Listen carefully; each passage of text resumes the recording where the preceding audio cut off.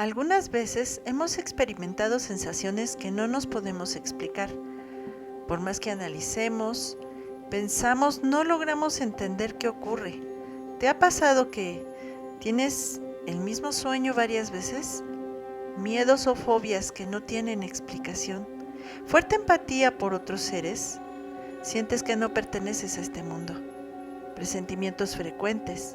Fuerte atracción por otras culturas y otros periodos de la historia.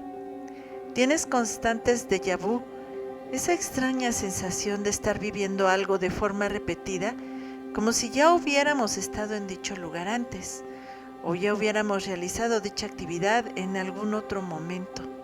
¿Sí? Entonces, puede que tu alma ya haya atravesado por una experiencia similar y ahora lo recuerdas tras repetirlo en esta reencarnación.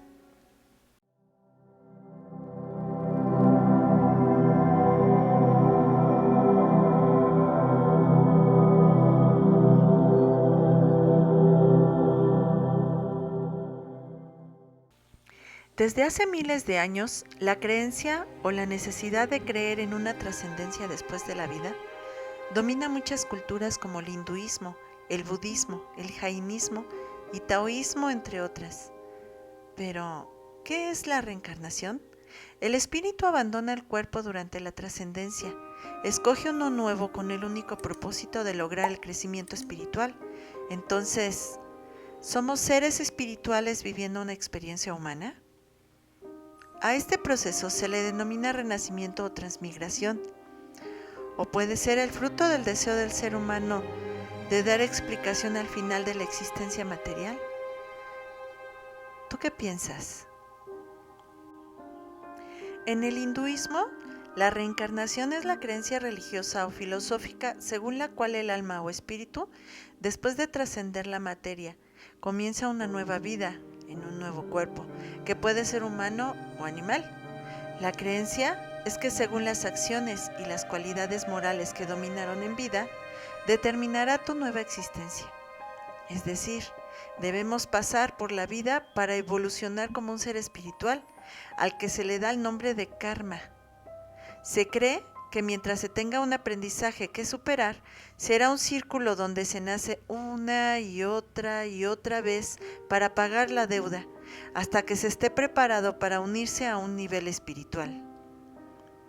La reencarnación se centra en el hecho de que las personas sienten rechazo o atracción a ciertas personas, países, nombres, alimentos u otros objetos. Estos miedos o hechos se manifiestan generalmente en el periodo de la infancia. Fue Ian Stevenson, doctor en medicina y profesor universitario de psiquiatría de origen canadiense, quien veía la reencarnación como la supervivencia de la personalidad después de la muerte. Su interés por la parapsicología lo llevó a interesarse por el tema de la reencarnación.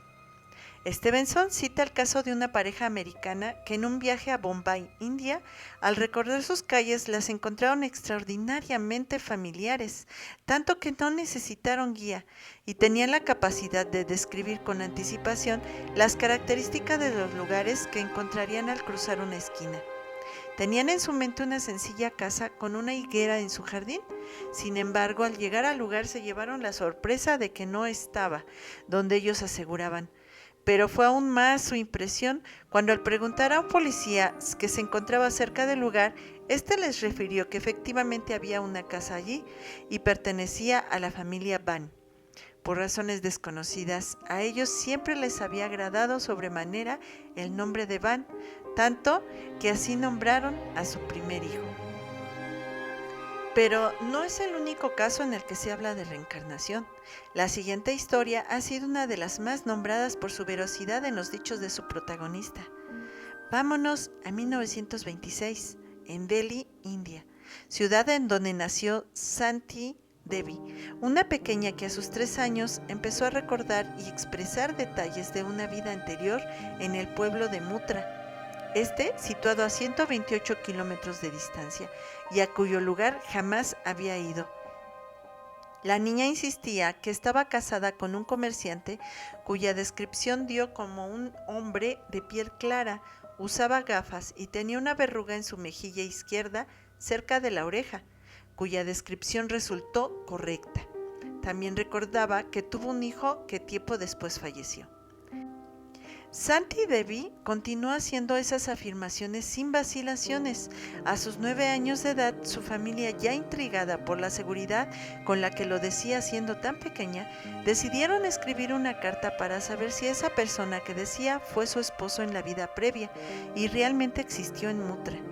Para su sorpresa, la carta fue confirmada por el propio señor Kedar, quien envió a un familiar al hogar de la niña y después fue él mismo, sin previo aviso.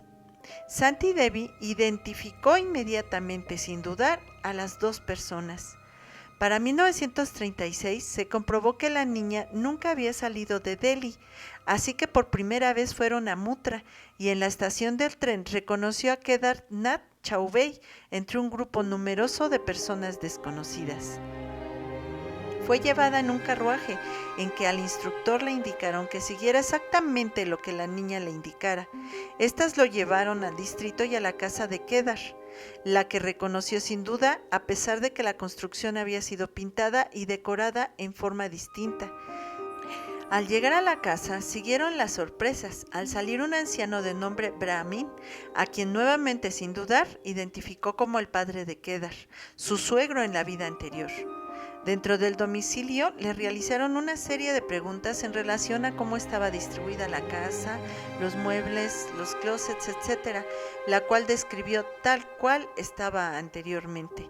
Afirmaba que había escondido una cantidad de dinero en una casa que era de un familiar de Kedar, señalando en qué esquina y habitación se encontraba.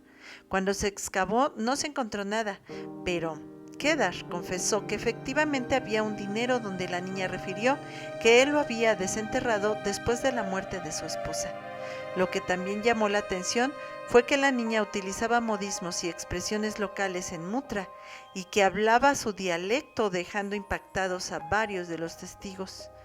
Asimismo, la prueba de fuego fue que identificó de igual manera por medio de sus nombres y de entre más de 50 personas a los que fueron sus padres en su vida anterior. La niña hizo por lo menos 24 afirmaciones de sus memorias que fueron verificadas, ninguna fue incorrecta. La muerte quizá no sea el final, sino el principio de un nuevo ciclo en el que tenemos la oportunidad de evolucionar un paso más hacia la espiritualidad, en donde la materia es solo un mero vestido. ¿Te ha pasado algo similar? Cuéntamelo en la caja de comentarios para saber tu historia o tu opinión. ¿Crees que sea falacia, creencia, instinto de supervivencia o la necesidad de saber qué hay más allá de la materia? Gracias por llegar hasta aquí.